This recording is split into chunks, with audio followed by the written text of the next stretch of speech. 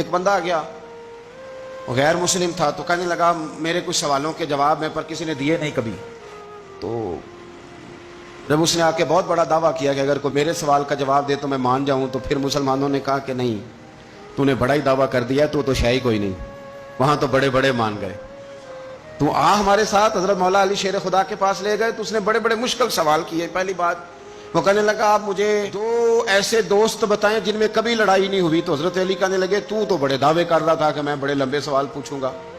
وہ 2 دوست جن میں کبھی لڑائی نہیں ہوئی وہ جسم اور روح ہیں بھی کٹھے ساتھ رہتے، دوست بھی ہیں، پر کبھی آپس میں لڑائی، بڑے بڑے گناہ کرتا ہے جسم پر روح ناراض نہیں ہوتی، وہ ساتھ ہی رہتی ہے.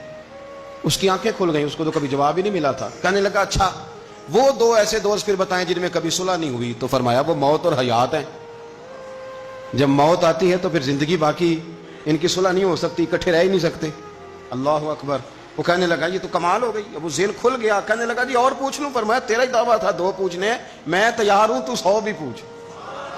کہنے لگا وہ بی بی جس نے چند لمحوں میں بچہ پیدا کر دیا، فرمایا یہ بھی کوئی مشکل بات ہے؟ وہ حضرت مریم ہے.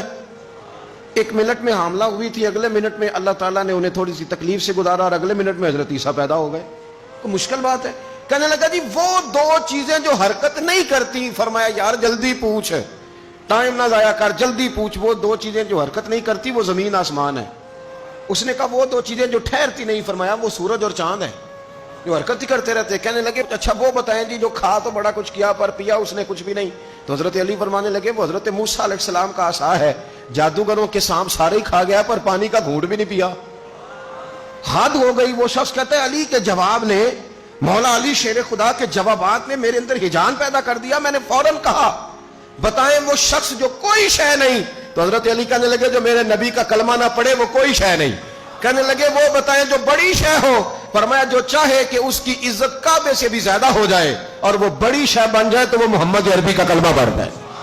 کافر کوئی شے نہیں اور مومن ہے بڑی شے. اس نے ہاتھ آگے بڑھایا، کہنے لگا پھر پڑھائیے مجھے بھی کلمہ.